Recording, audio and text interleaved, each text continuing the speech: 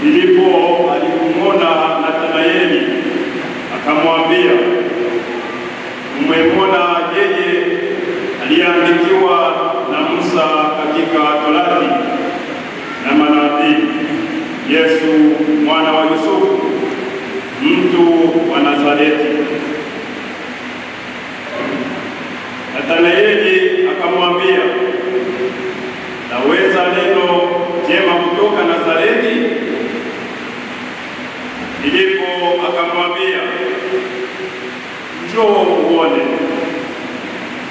Basi Yesu akamwona Nathanaeli anakuja kwake, akanena habari zake, tazama, Mwisraeli kweli kweli, hamna hila ndani yake.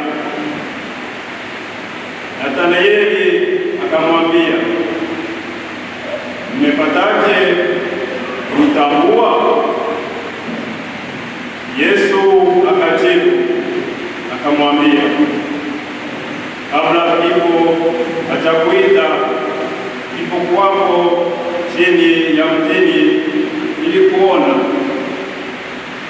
Nathanaeli akamjibu, Rabi, wewe u mwana wa Mungu, ndiwe mfalme wa Israeli. Yesu akajibu akamwambia, kwa sababu nilikwambia nilikuona chini ya mtini, waamini? Utaona mambo makubwa kuliko haya. Akawaambia,